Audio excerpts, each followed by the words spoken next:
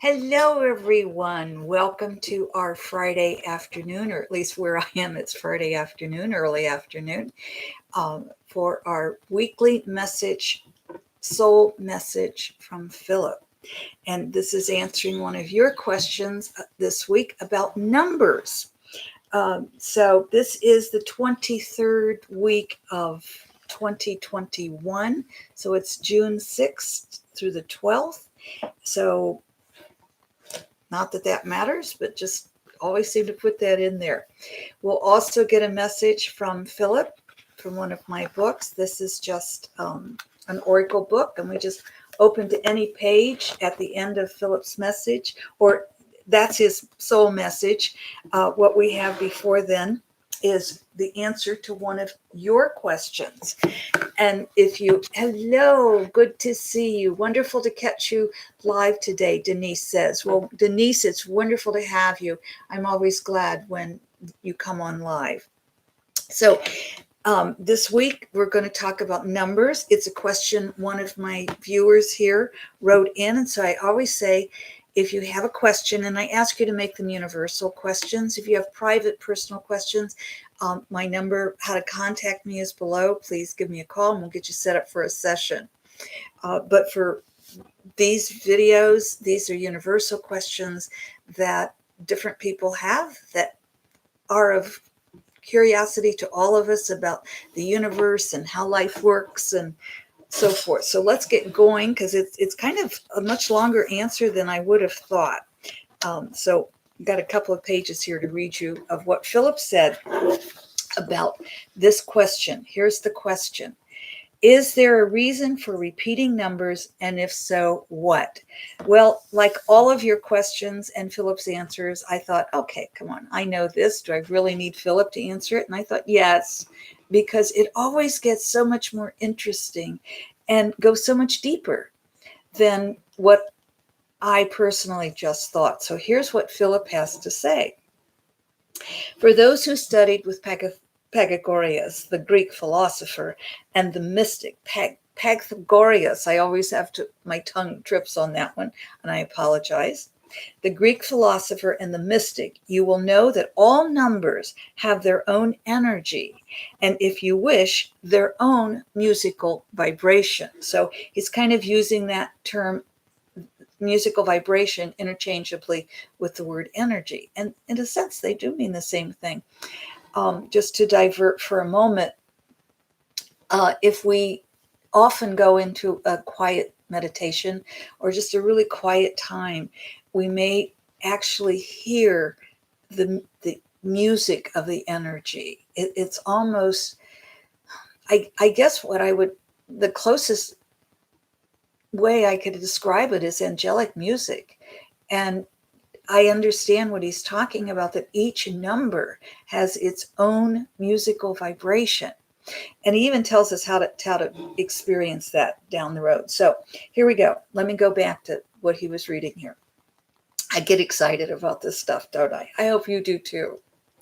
If one is so inclined, you can study numbers to unlock and better understand the universe in which you exist. It is rather common knowledge that numbers associated with one's birth into human existence have a great influence over one's life and reveal the patterns of that life. For example, your birthday, he's talking about mine, is 1111. This is the number of inspired learning. It is a master number for one who is to acquire illumination of higher knowledge. By knowing this, you understand your soul's desire to learn and impart to others that which you learn. And honestly, that has been my lifelong journey. It really has. My master's thesis is how the sacred is expressed across cultures and throughout history. It's always been an interest of mine, even as a very young child. Not that I got a master's when I was a young child. I was actually much older. Philip goes on to say, to all, it is helpful to learn the purpose of their journey within this life experience. Their birth numbers can aid in this learning. There are those who are able to understand numbers as an esoteric study, and those who see numbers only as a means of categorizing.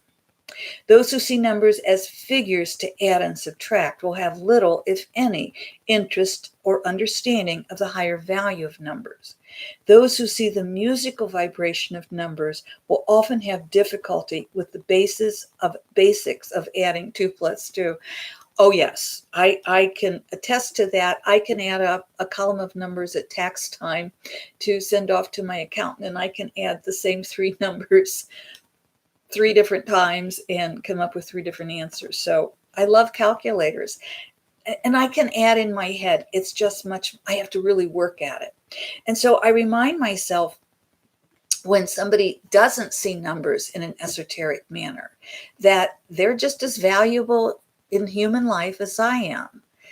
We just see it differently. Our brains process it differently. So I would say probably people like bankers and business people, like Wall Street people, they're probably seeing the numbers as figures. And so it would be more difficult for them to see the esoteric. Whereas someone like me, or a poet, a writer, an artist, is probably going to see the more esoteric or the musical vibration, as Pythagoras tells us. The ancient sciences of astrology and numerology will be of interest to those who wish or are called to study the mystical relevance of numbers rather than just the practical side. As one delves deeper into the study, they may begin to see the energetic numbers that comprise the universe. As a practice, if interested, one can place numbers across a surface and then place one's hands a bit above one of the numbers. This is how he's telling us how we can actually feel that vibration. So we would take a number. Let's say, for example, this is a number. It's not, but let's say this is a number. And what Phillip is saying then is place this on a flat surface and place your hand a little bit above it. By holding the palm of the hand above a number for a few moments while maintaining a reverent silence, you may begin to feel the energy of that number. So if this were a number, and I don't have a large number here, but if this were a number, and I put my hand here and I stayed in reverent silence, I could start to feel the energy of that number. Now, and then repeat that process with another numbers. I know many of you have seen it. It's a video, and it's like, I can't tell you where it comes from, but it's the video, and the numbers are just fleeting by the person. And I know many of you have seen that video, but I also know many of you have had that actual experience where you may look at the sky and see a number in the crowd. That's what he's talking about. The energetic patterns of the numbers. You're actually feeling the number, and then you may hear the music of that number as well. So this can also happen in like a meditation. Johanna, good to see you. I'm glad you made it. Yes, thank you. So what Phillip is saying is, you take a number, we're pretending this is a number, and you lay it on a flat surface, and then you put your hand a little bit above it. And in reverent silence, you start feeling the energy of that number. And then you might even hear the music of it. And then change to another number and feel the difference of the vibration. Phillip goes on to say, numbers are here to provide information. Numbers in sequence, such as 1111, are ways of communication. Pay attention. You are being given a message. For example, 1111 is a message that you are about to experience a large shift in your life to a different form of understanding. This is a portal to a higher realm. Allow yourself to move through with love and ease, not fear and discomfort. Many others have received and published the meaning of both individual numbers and those in sequence, so we will not repeat the energetic meanings. Hello, Denise. I've not seen you in too long, so happy to be back. Well, Denise, we're glad to have you back. Thank you for joining us today. Okay. what I want to say is one of the number sequence research that I use is angel numbers. I know the person who wrote them, that particular book, does no longer wants to be known for that. But I think the work was really very helpful. It's not the angel numbers is not the only research out there. I think Abraham Hicks has some research out there. But there are numerologists, there are astrologers. The internet is filled. And go to the one you're drawn to and look up those sequence of numbers, or look up the individual numbers for numerology. And that's where the research comes in. And you'll learn a lot.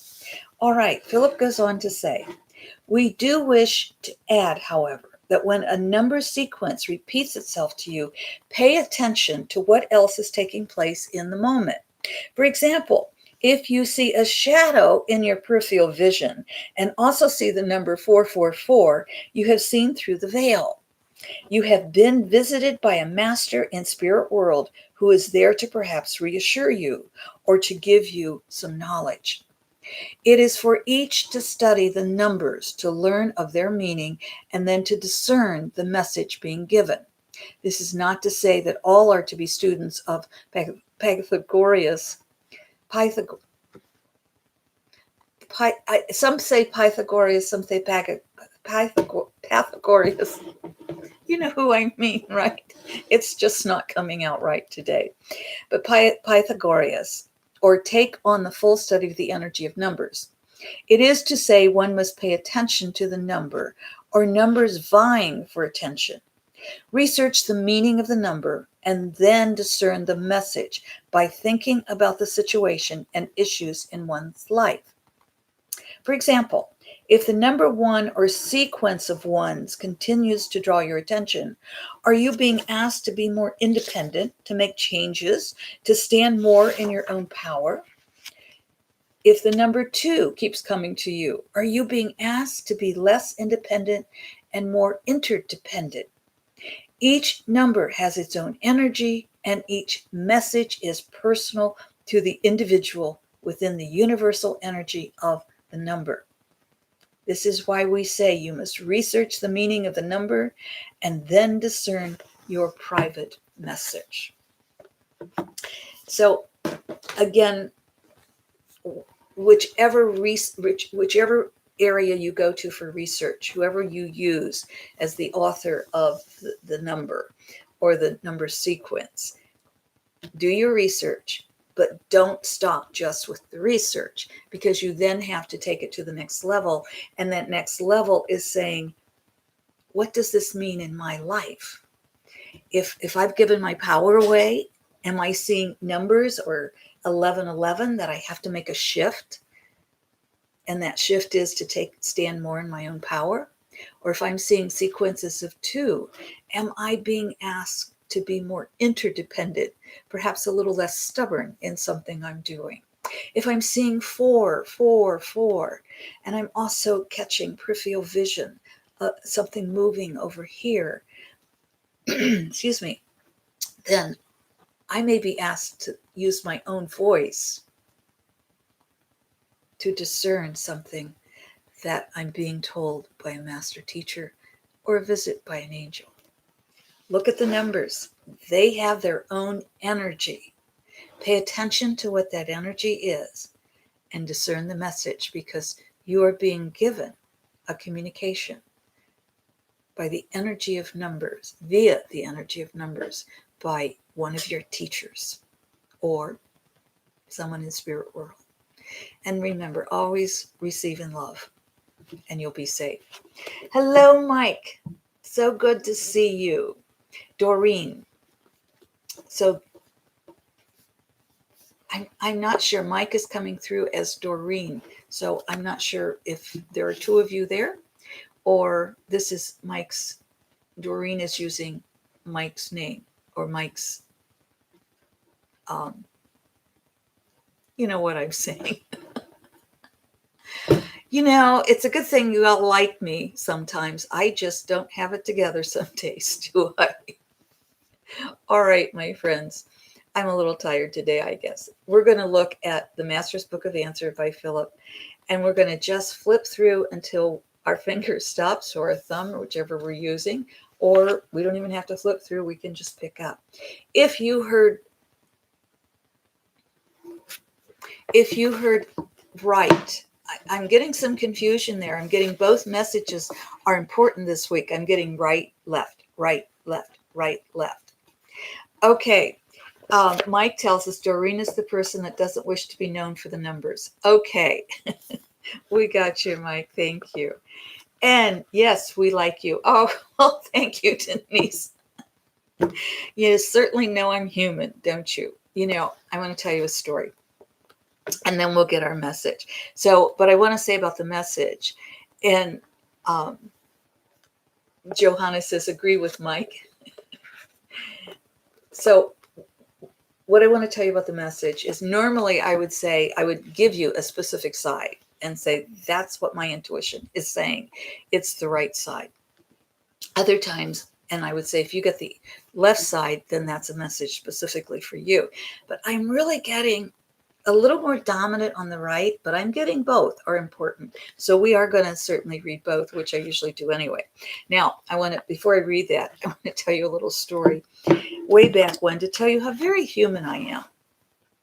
This goes back into the 1990s, and I had been presenting a year-long workshop to several people, and one of the women made the comment about, Diana, you're so spiritual and so knowledgeable, et cetera, et cetera, et cetera. And I said, no, I'm so human. And she kept putting me on a pedestal. And I said, I don't belong on a pedestal. I'm very human. I just happen to have studied certain things a lot. And finally I said, I looked over at her and I got her attention. And then I released some gas that had been building up on my tummy, and everybody looked around. I started laughing because I did it on purpose. Very rude of me. My mother would have, oh my gosh, what my mother would have said to me. But I did that on purpose. And I looked at her and I said, see, I put my slacks on the same way you put yours on, 1 foot at a time. I'm very human. And of course, everybody else was starting to get it, that I go to the bathroom just like everybody else. And sometimes, like, the body's going to be human. So I'm very human and I make lots of errors. So please don't put me on a pedestal. But I'm lucky. I'm very, very fortunate that I have Phillip to guide me and keep me straight. And I'm very fortunate that I have been able to, throughout my life, work through my soul's mission of that 1111, as Phillip said earlier, the one who needs to study and pass along that study. I am so grateful you all are interested in it as well. So here's our right side. When you put yourself into an impossible situation, do you not then come to believe the impossible is possible? Wow, I think we all needed to hear that, didn't we? When you put yourself into an impossible situation, do you not then come to believe the impossible is possible? And the left side says, first, listen to the greatness of your own thought. First, listen to the greatness of your own thought. Well, and of course that goes along with our message or our question this week of the numbers, because as Phillip said, pay attention. You're getting the number or the number, the sequence. So you're getting 1 keeps popping up, 1 keeps popping up, or 1111 keeps popping up, or 444, whatever numbers keep popping up, pay attention, and then take time to do a little research, what those numbers mean, then discern and come up with the message that is specifically for you within that greater vibration of the whole number. So the number may have the vibration of interdependence, such as 2 does. And what you're learning is, I don't have to give up my power to be interdependent with someone else, but perhaps I need to partner with this person. Maybe that's your private message. So keep in mind, when you put yourself into an impossible situation, do you not then come to believe the impossible is possible? And first, my friends, listen to the greatness of your own thoughts. I love the wisdom that Phillip gives to us. Miriam, hey, caught you live. We're so glad you joined us. And I am getting ready to say goodbye to all of you. It's time. I thank you so much for being with me live or putting your comments below. Add your questions. Again, keep universal questions if you will. Tell your friends about this channel. Go back and look at any of the videos that you have an interest in. I have been doing this for a few years, so there are a lot of videos out there that have some are predictions about what's going to happen. Others are like this and meditations to help you with your life. And I thank you. I thank you so much for the love that you send to us. And I thank you so much for the love you receive to us. You know, miracles happen around here. I asked for your help healing Daisy, and she's running like a pup again. And she's, believe me, far from being a pup.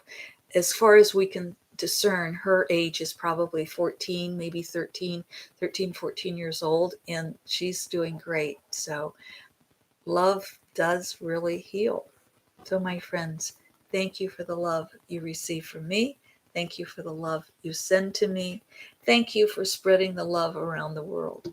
And thank you for being here live. I love it. I love it. So I will see you next week. I will check out your comments, any of those of you who didn't see us live, and send in those questions that you have. It helps me learn. I love it because these are questions I might not ask. Thank you, Denise. And Wendy, you just logged on. Yes, I'm sorry. We are saying goodbye. But you can catch this, go back and listen to it. I also put it up on Facebook as well as YouTube. And if we're friends on Facebook, you can catch it there. So good to see all of you. I'll see you next Friday. Bye for now.